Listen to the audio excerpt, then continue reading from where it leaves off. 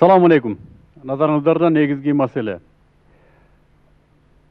Акыл жүгүрткөн адам айлана чөйрөгө карай турган болсо, маклукаттын кандай түрү болгонуна карабастан ар бир көрүнүш өзүнүн энелик башталышына таазим эткени байкалат. Кумурскаларды кара, арыларды кара. Иши кылып, каяка назар түшпөсүн, эне дегендин ыйыктыгы байкалат. Адамзатта да ошондой. Балким мен өтө категориялык түрдө айтып жаткандырмын. Кайсыдыр бир чет өлкөдөн келген менин бир досум кайра кетип бара жатып айтат: "Эй кыргыздар, силер өнүкпөйсүңөр" дейт. Неге десем, сиздер аялдарыңарды кордоп алыпсыңар дейт. Айлана чөйрөгө карасак, чындыгында биздин аялдар кордолгондой түрү бар. Бүгүнкү негизги маселе биздин аялдарыбыз. Аягына чейин биз менен болуңуздар.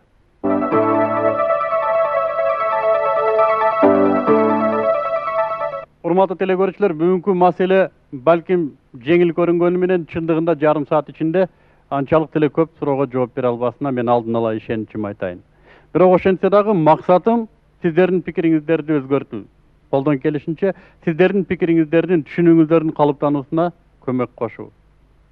Бүгүн студияга Кыргыз Республикасынын президентинин алдындагы аялдар үй бүлө жана гендердик саясатты өнүктүрүү боюнча Улуттук кеңешинин жооптуу кеңешчиси Тойгонбаева Бактыгүл Жапаровна келип отурат. Мамлекеттик эмес уюмдардын ассоциациясынын төрайымы, президенттик таймашка ат салышкан экс кандидат дейбизби, Токтай Меже Уматалиева. Кыргыз Улуттук университетинин Кыргыз Европа факультетинин профессору, саясатчы Рахат Эже Ачылова бүгүн студияда биз менен. Жана мутакалим прогрессивдүү аялдар коомдук бирикмесинин төрайымы Фронтбек кызы Жамал. Жана Эл Мурас саясий партиясынын төрайымы, лидери Токтокан Боронбаева. Рахат эже, сизге суроо да. Балким мен туура эмес айтып жаткандырмын. Аялдар кор болду деп. Оюңуз кандай эже? Бүгүнкү аялдардын абалы кандай деги? Кор болду деген сөзгө кошулам. Мына коом тарабынан, мамлекет тарабынан. Бирок аял ушундай зат экен, Алла Таала жакшы көргөн зат экен. Аял турмуштун башатында, турмуш өмүр жаратуу башатында турган зат экен. Ошон үчүн менимче аялдар өзүлөрүн кор болдум деген сөздү мойнуна албай, ушу баланы багуу, үйдү багуу, өзүнүн оокатын азыр эми балдар менен кошо күйөөлөрүндө мойнуна салып алып дегендей, базар чаңытып, көчө кыдырып, жер тинтип жүрөт. Мен ушуга ким себептүү? Мамлекеттин ушул жерде аткарган ролу кандай эже? Себеп мамлекет албетте. Себеби мамлекет аялдар эмес, жалпы коомдогу өзүнүн жарандарын турмушун жакшырта турган саясаты жоктугунан, кайсыл эң оболу мен ойлойм экономикалык саясаттын мүчүлүштүгү. Мына ошондой кыйынчылык учурда аял затын, мен баштаган сөзүмдү кайра кайталайын, аял заты жаратуу жагында экен. Эми сиздер эркектер таарынбайсыздар, согушту да эркектер чыгарат, жаңжалды да эркектер чыгарат. Өзү табият ошондой. Мен мындан жамандап аткан жокмун. Биздин улуу элибиздин философиясы ушундай, бул эркек үйдүн куту дейт. Мен чоң апам айтарлы, алтын баш аялдан бака баш эркек жакшы деп. Мына ошондуктан мен ойлойм, биздин аялдар кандай кыйынчылык, кандай кордукка карабай, үй бүлөсүн сактап, жаманын жашырып, жакшысын чыгарып, жаман эркекти орто эркекти дегендей, ушинтип баягы өзүнүн үй бүлөсүн эмес, бала бакырансыз, коомду багып келатат дегенде мен тайбайм да. Токтай эже, жакында сиз президенттик таймашка катыштыңыз. Сиздин атаандаштарыңыздын ичинде парламенттин 3/1 аялдар болсун дегендер да болду. Эми реалдуу алып караганда, бүгүн биздин аялдардын саясий активдүүлүгү сиздин көз карашыңызча? Өзүбүздүн менталитетибиз бар. Акча көбүнчө эркектин колунда. Расташы кыз келиндердин колунда болот, бирок менталитетке байланыштуу кыз келиндер болгон каражатты өзүнө жумшагандан ыра көрүшпөйт да. Ошол немени кетириш керек, менталитетти. Анан мамлекет болсо бул багытта саясатын көбүнчө эле кагаз түрүндө жүргүзүп келди азыр. Экинчиден мен ойлойм, эң биринчи аялды ушу кордуктан чыгарыш үчүн мамлекет эненин жана баланын укугун коргоо законун кабыл алышы керек. 15 жылдан бери бул закон кабыл алына элек, шарт түзүлө элек.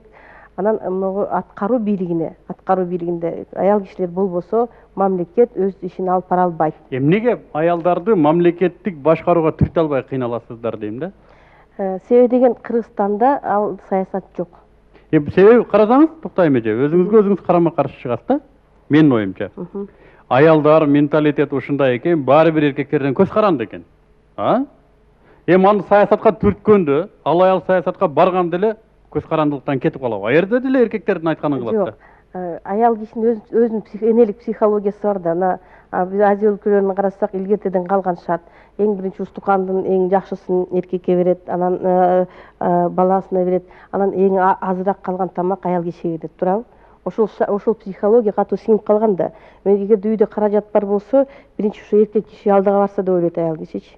Анан кийин өзүмө сарптайын акчаны деп.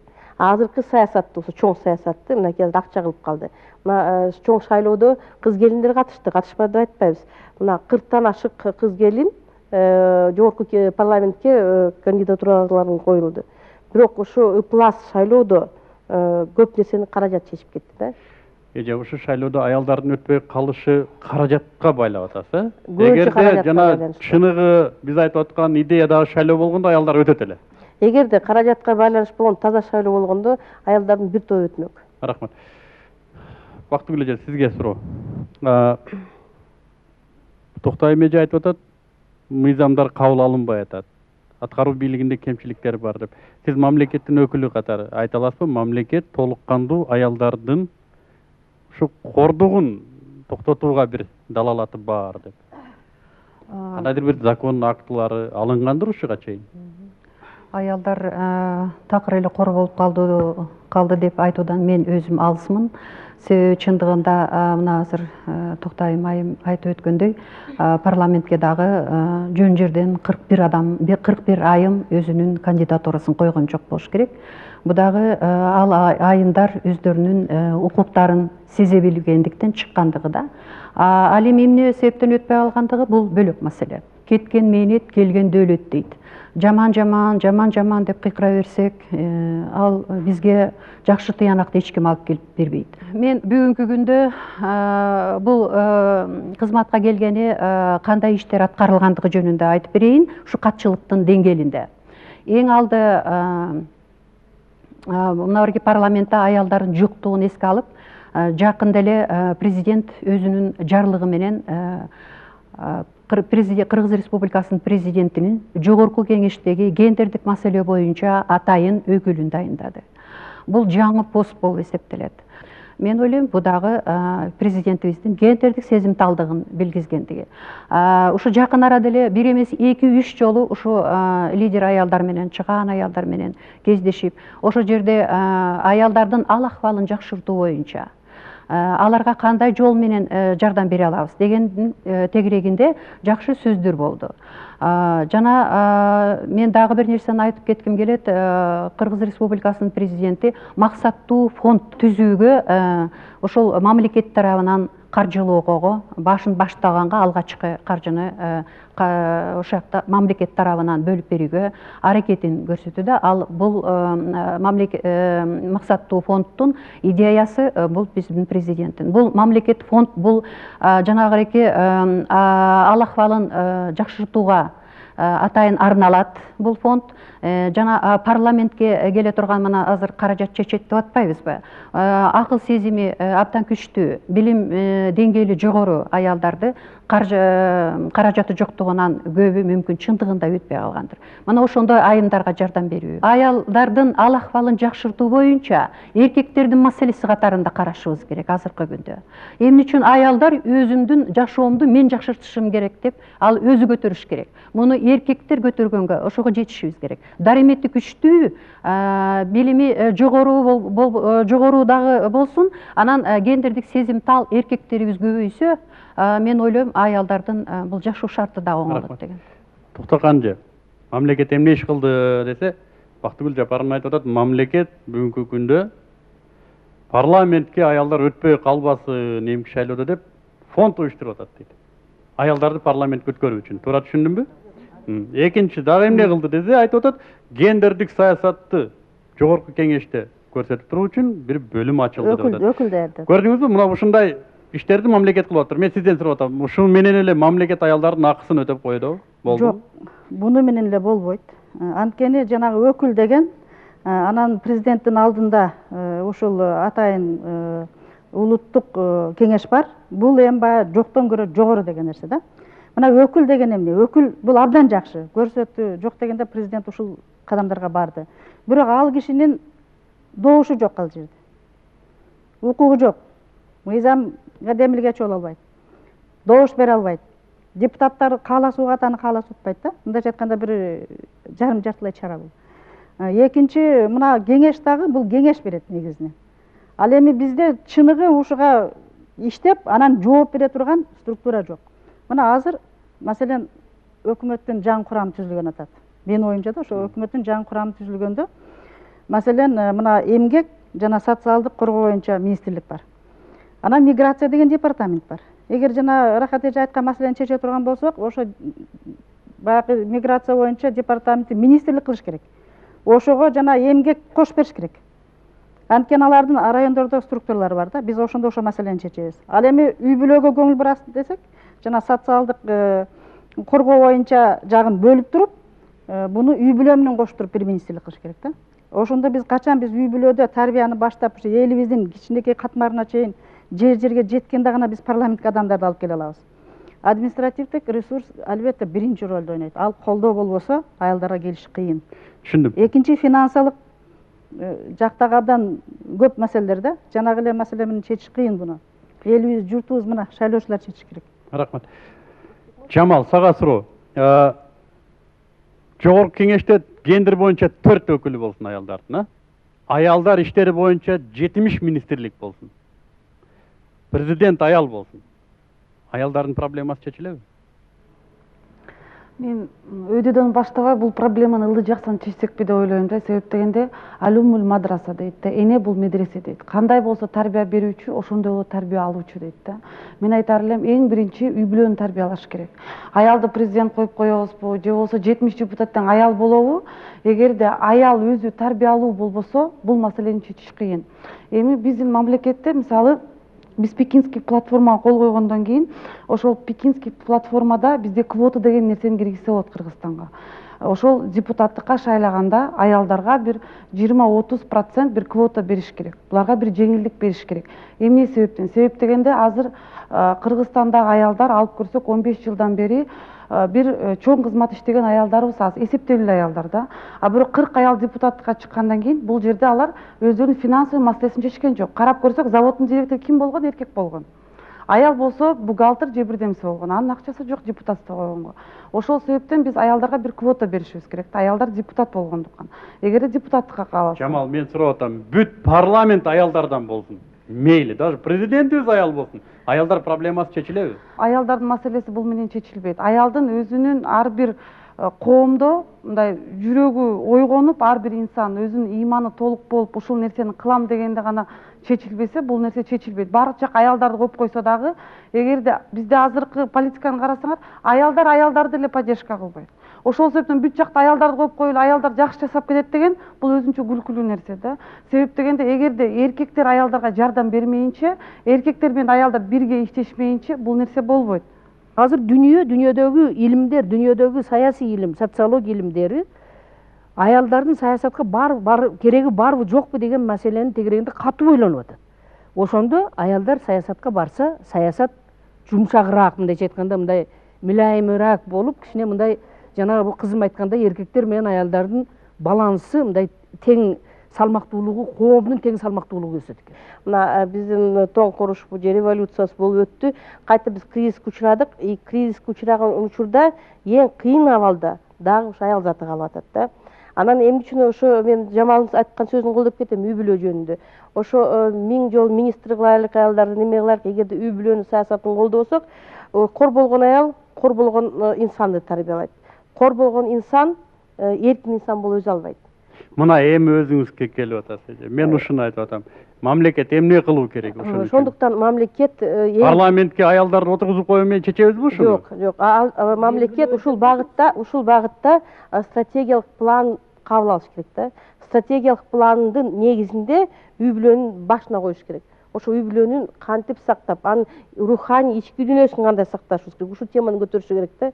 Мен кээ бир саясатты күзөтүү менен Рахат эже ушундай учурлар эсимде. Акчаны эркектерден өтө сапырган аялдар да болду да. Да. Бирок алар деле өткөн жок. Алар деле өткөн жок. Мен ушундан улам бир ойго келем да, балким биздин элдин менталитети ушундадыр, аялдын саясатка барышын каалабайттыр.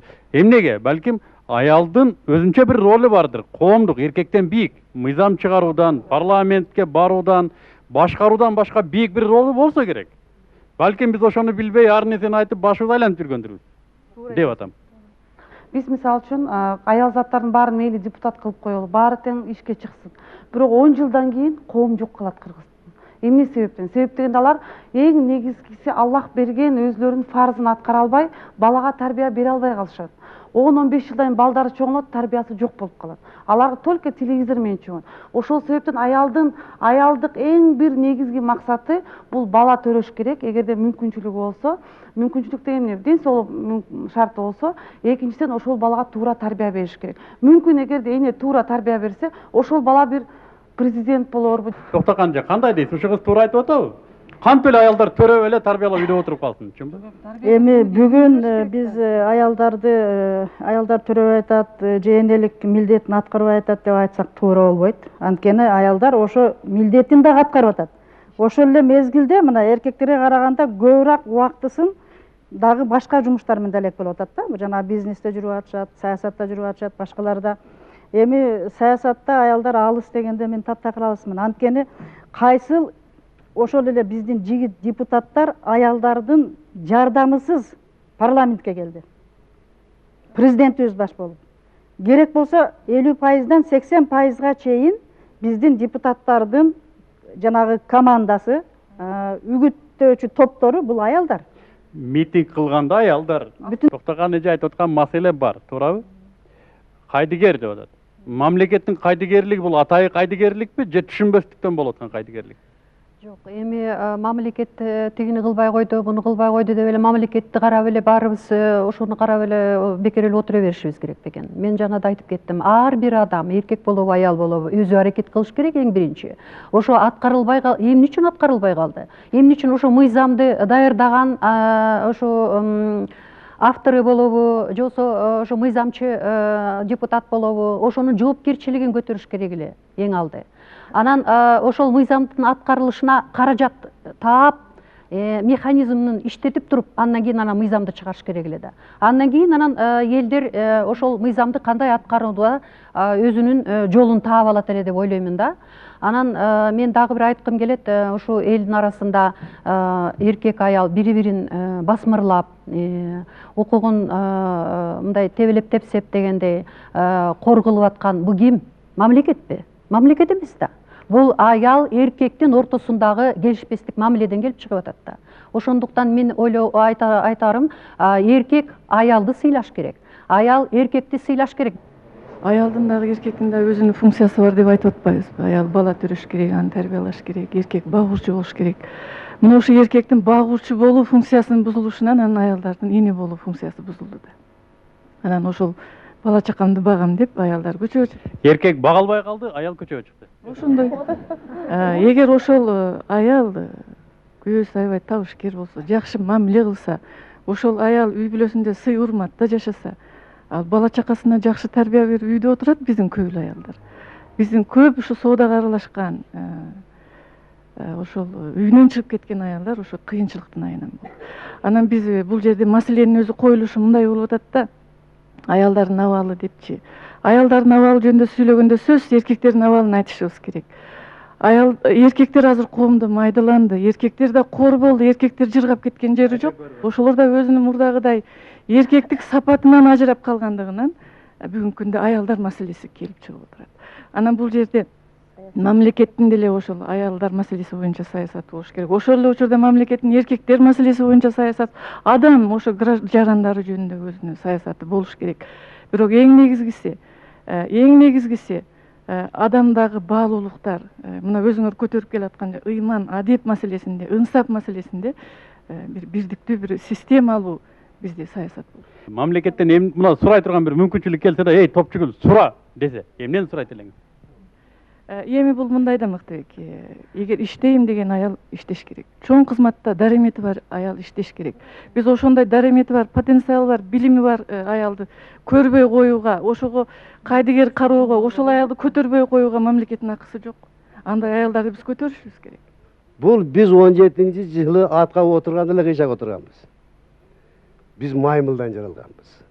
Түптөгүбүз маймыл, Кудай жок дегенден кыйшайган боюнча акыры жыгылып кутулдук. Ошондо ыйман кеткен. Ошондо ынсап да кеткен. Ошондо аялыбыз да жоготтук. Тең укту деп алдадык силерди. 8 саат иштеттик. Анан дүкөнгө барып базарга тердеп, душка түшпөй келип казанай карматтык. Балдарды тарбиялаттык. Азыр бука союп атасыңар дейт. Андан да жаман нерсе. Мен эмнени тилер элем? Мен эки нерсени тилер элем. Аялдарга төрөгөндү токтотпогула. Канча төрөсө өзүбүздүн атам замандан бери келаткан төрөткө жол коюш керек. Муну динибиз дагы ушуну көтөрөт. Планирование деген балекетти тышташ керек. Мына биздин тегерегибизде тажик өзбек калктары ушуну кабыл алган эмес 70-жылдары.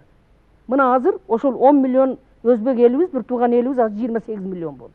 А биз болсо 5 миллионду оозубуз көбү чачырап, бизде 5 миллион жок, азыр биз кыскардык. Үркөрдүн эмесинде калдык. Бул бир. Ошондуктан мынау төрөп, баланы жакшы тарбиялап, төрөп эметкен аялдарга, үй бүлөдөгү аялдарга баягы мурун совет доорунда стаж деген нерсе бар болчу, пенсияга чыгып. Ошого карата стаж бергиле дейчимин мен мурда. Ушуну дагы эле коймокмун. Мен мисалы үчүн сурайт элем мамлекеттен. Эгерде биздин мамлекетибиздин чыныгы колунан келе турган болсо, тилекке каршы келбейт. Анткени экономикабыз начар. Ар бир ошол үйдө отуруп баланы тарбиялап өстүрүп аткан аялдарга айлык төлөш керек.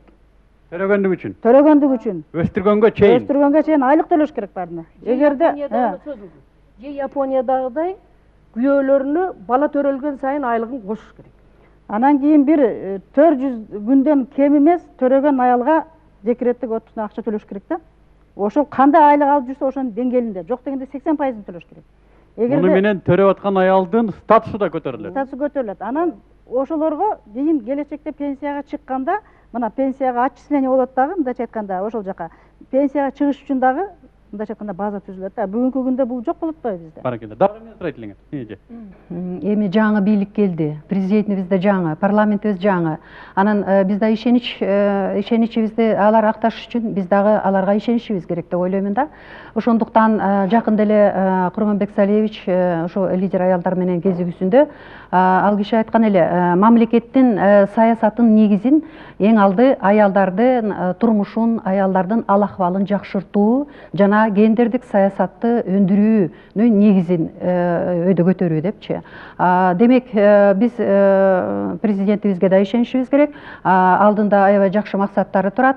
Жакшынакай ушул үй бүлөнү бекемдөө боюнча жана балдарды тарбиялоо боюнча жакшы бир улуттук туу чокусуна барабар салтка ылайыкталган программаларды түзсөкпү деген жакшы ойлору турат да. Анан эми бул мындай ишеним көрсөтпөгөнгө биздин эч кандай акыбыз жок. Ишеним көрсөтпөй турган болсок, бизге ким ишенет? Ошон үчүн ушундай ойду да айткым келет да. Программаны алыш оңой эле. Көчүрүп ала коебуз бир жерден. Аны иштеш үчүн каражат керек. Туурабы? Каражат жок деп атабыз. Демек кайра эле тупикке кирип атабыз да. Ага караганда мына акыркы суроолордон бири да реалдуу эмне бар? Кайсы рычаг бар? Акча каражат бар учурда да, жок учурда дагы. Мына үй бүлөнүн өнүгүү деңгээлин көтөрүү саясатын коюшубуз керек. Идеологиянын негизи катары. Ошо үй бүлөнүн негизинде жана негизги рычаг катары аял кишини караштырыбыз керек. Эгерде ушул саясатты алып кете алсак, убакыт керек агачы, убакыттын ичинде түзө алабыз. Анан массалык маалымат каражаттары ушул багытта дагы баягы кыргыздын өзүнүн түпкү саясатын да алып чыгышыбыз керек да. Культурада бар саясатын алып чыгышыбыз керек. Ошо үй бүлөнү урматтап, аял кишини урматтоо. Бу жерде бир чакан маселе бар. өтө мындай сыйка маселе бар да. Биз азыр үй бүлөнү даңктап чыгалы. Ой, күйөөгө тийиңиздер кыздар, дискотекада көп жүрбөңүздөр, бели ачык кийбеңиздер, төрөй албай каласыңар, тамеки тартпагыла, зыян. Бул демократияга каршы да эже. Эгер биз демократиянын принциптерин, ошол эркиндиктин принциптерин ар бирибиз эле сактайбыз, ошону колдонобуз десек, биз анда үй бүлөдө жашай албайбыз. Үй бүлө деген өзү ошол бүт эркиндиктериңди бүгүп, балаңдын, күйөөңдүн, туугандарыңдын, кайын журтуңдун, коомдун, ошолордун баарын кызыкчылыгын эске алып, ошолорго кызмат кылайын деп, ошолор үчүн жашасаң, анан ошол бекем үй бүлө. Эркиндиктен кетишке туура келет. Өзүңдүн жеке баягы эгоисттик эркиндигиңен кетишке туура келет. Азыркы бизге мындай жабыштырылып берип аткан бул либералдык демократия деген сөз. Ал биздин табиятыбызга, чыгыш элинин табиятына, муну илимде азыр биз сындап катышып атабыз мындай дебаттарга. Бул деген либералдык демократия деген жеке адамдын менсинип, индивидуал, биздин философиябыз башка. Ошон үчүн жанагындай биздин үрп адатка, салтка туура келген аялдарды саясатка алып барыш, мунун өзү биздин табигый өзүбүздүн байыртадан келаткан демократиялык принцип. Баракелде. Мына ушуну ажыратып берген мамлекеттик идеология болуш керек да. Азыр мен демократияга эже 29 том китеп жазып беришим мүмкүн. Ушул чолок акылым мененчи. Мен ошону жана сизге жеткизем. Биздин жана сиз айтып аткан кыргыз демократиясы эмне? Көчмөн элдин демократиясы. Ал өзү аталышым балким башкачадыр анын. Чыныгы могу немедеги жана батыштагы демократиядан кудай сактасын. Ал такыр башка нерсе. Жакшы жигит сыртта мырза, үйдө кул дейт. Жаман жигит үйдө мырза, сыртта кул деген бир жакшы бир макал бар эмеспи? Ансыгарындай чындыгында эркек аялды сыйлап, аял эркегин сыйлап, сый урматтын үстүндө жана да айттым, биримдикте гана эркиндикке жетишүүгө болот да. Эркин үй бүлө болсо болот да. Эми үй бүлө бекем болуш үчүн дагы өзүбүздүн колубузда да аракет кылыш. Үй бүлө бекем болуш үчүн ар бирибиздин сезимталдыгыбызга жараша болот деп ойлоймун да. Аң сезимибизге жараша. Биздин мамлекет коомдун кулк мүнөзүн, оюн аялдарга карата болгон мамилесин өзгөртүүгө шарт түзүш керек. Ошол аял бизде эртеге биздин элибиздин, журтубуздун, мамлекетибиздин, улутубуздун мындай улантуучу бир негизги инсан катары сезиш керек да. Анан ошонун бүтүндөй бардык табигат берген мүмкүнчүлүктөрүн пайдаланууга шарт түзүш керек. Токтокан эже айткан ой бүгүнкү күндө аялдын мындай бейнесин ачып берди да. Аялдар бизде эне образынан эмес, искусствого айланып калды да. Маданиятка айланып калды. Бул жашыруун эмес. Шаарды бир аралап чыккан адам аялдын ким экендигин билет. Бүгүнкү күндө ал искусство. Аны менен көзүбүздү сүйүндүрөбүз, жүрөгүбүздү сүйүндүрөбүз, бирок аманатын ала албайбыз. Мен көтөргөн маселе ушунда эле. Муну бүгүн жыйынтыгын топчу айтып атат. Үй бүлө аркылуу аялдын статусун бекемдейли дейт. Бир гана кошумча сөз. Балким биз нике институтун статусун көтөрсөк болот. Мамлекет чыныгы биздин мусулман никесинин статусун көтөрсө, ал эми никеде билесиздер, аялдын бүт укугу корголгон. Эгер нике институтун жакшы ырчактарын кармай алса, менимче аял саясатта да болот. Социалдык жактан да камсыз болот. Үй бүлөдө да реализация болот. Коомдо да статусу бийик болот эле деп ойлойм. Ал эми сиздердин оюңуздар кандай? Бизге келген кабарлар билдирет. Албетте бул негизги маселе болот. Келерки көрсөтүүгө чейин ассаламу алейкум.